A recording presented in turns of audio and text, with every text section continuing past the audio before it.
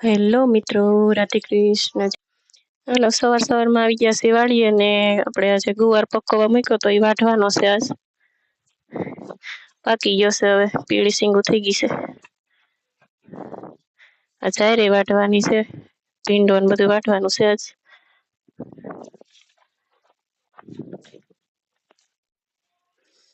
તો જો આપણે આ કેરો એક વાઢ્યો છે, પાથરા કરી દીધા છે. નીચે ગુવારની સિંગ હાવ સુકાઈ ગઈ છે, ઉપર હજી લીલો છે એટલે પાથરામાં સુકાવા દેવો પડશે.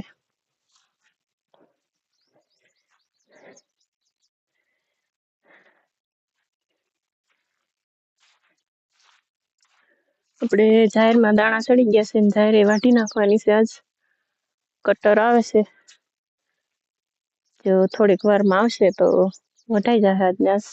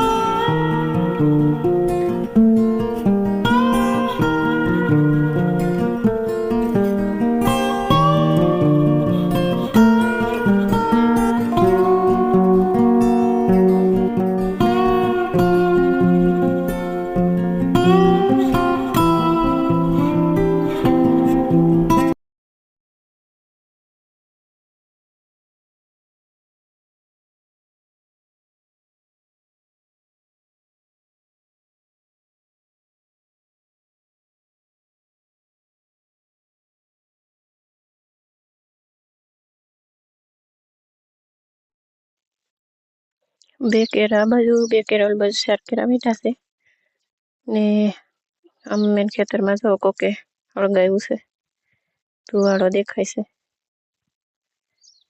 ને. હાલો હવે અમારે જવું છે ઘેરે.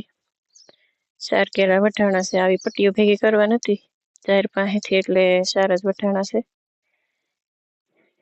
તો જો અહીં ભેગી કરી છે.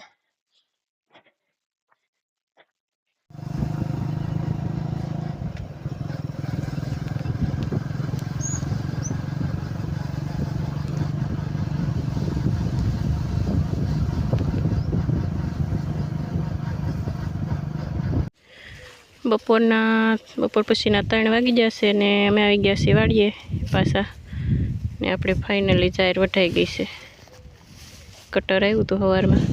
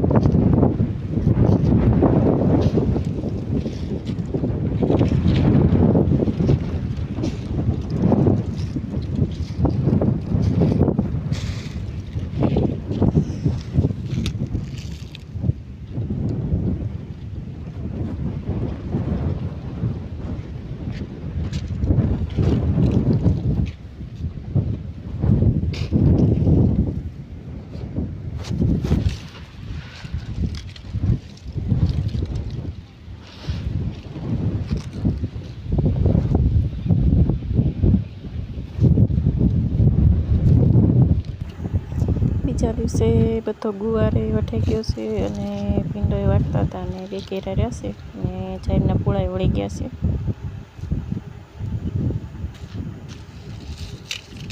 આપણે ભીંડો પાકી ગયો છે તો એને વાટી નાખ્યો છે.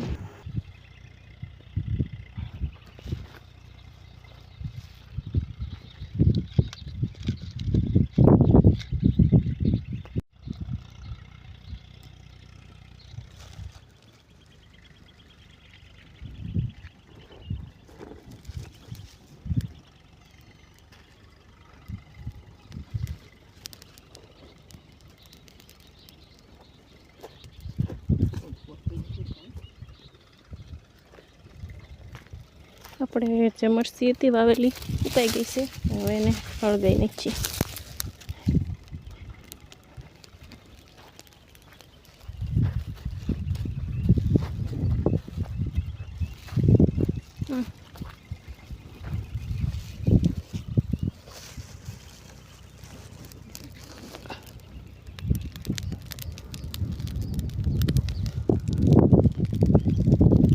એટલે ધાવડા નીકળ્યા.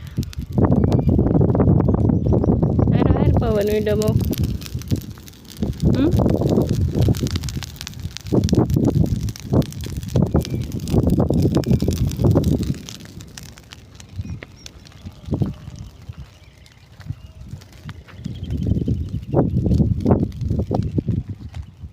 વાડિયા થઈ જાવ.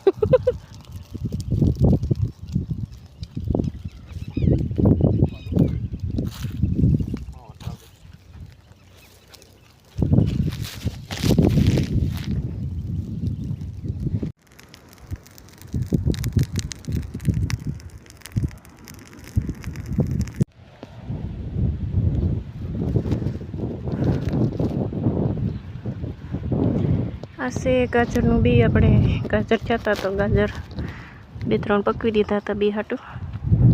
તો કંઈક આવું હોય ગાજરનું બી. વરિયાળી જેવું જ લાગે જોવામાં.